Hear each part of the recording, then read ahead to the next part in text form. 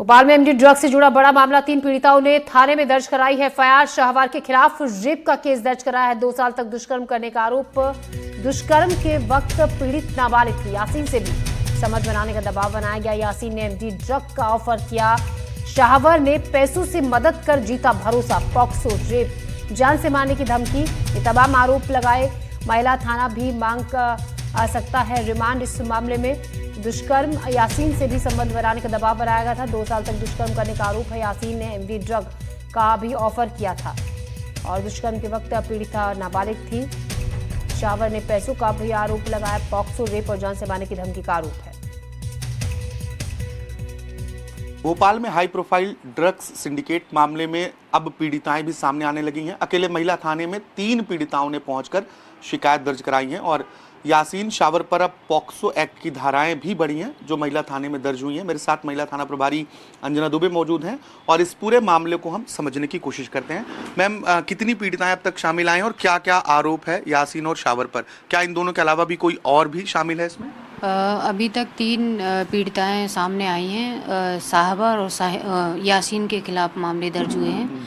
2 पीड़िताओं द्वारा वो 78 यानी स्टॉकिंग की है और डिजिटल माध्यम से स्टॉक करना, और एक के द्वारा करवाई गई है रेप की शिकायत करवाई गई है जिसका इन्वेस्टिगेशन चल रहा है और इन्वेस्टिगेशन में जो भी चीज़ें आती हैं तो फिर आगे और भी कार्रवाई की जाएगी। जो जिस पीड़िता ने रेप के आरोप लगाए हैं, क्या जिस वक्त ये घटनाक्रम हुआ वो नाबालिग थी और शाहवार और यासीन दोनों ने रेप की वारदात को अंजाम दिया या कोई एक व्यक्ति शामिल है?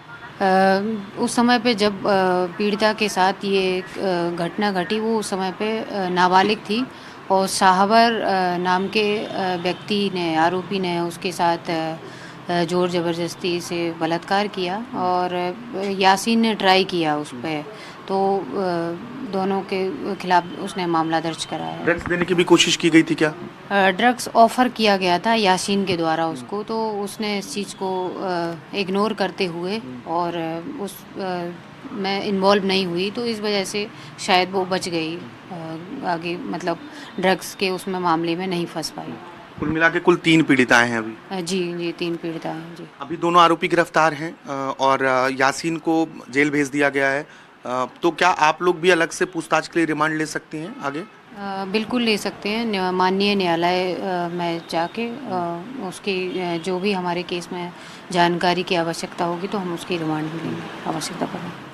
तो अब इन दोनों आरोपियों के ऊपर पॉस्को की धाराएं भी बढ़ी हैं, तो आप अंदाजा लगाइए ये लगातार लड़कियों को एमडी ड्रग्स देने की भी कोशिश करते थे, इसके साथ ही उनका शारीरिक शोषण भी करते थे। अब महिला थाने में 3 शिकायतें पहुंची हैं तो निश्चित तौर पर जांच आगे बढ़ेगी तो कई और खुलासे होने की उम्मीद है। भोपाल से कैमरा पर्सन अभिषेक सिंह के साथ आकाश द्विवेदी, एनडीटीवी। और अब बात लगातार हो रही बारिश की, और इस बारिश की वजह से किस तरीके का असर लोगों के जनजीवन पर पड़ रहा है इसकी करते हैं। मध्य प्रदेश में पार्वती नदी का रौद्र रूप आमलदा गांव में देखने को मिला, जहां पिता पुत्र का शव मिला। एक दूसरे से लिपटे हुए मिले पिता और पुत्र के शव।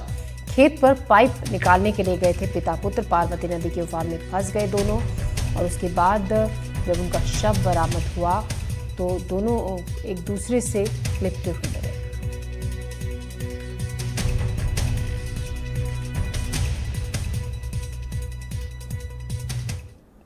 खबर दतिया से, जहां लगातार बारिश की वजह से पानी भर गया है।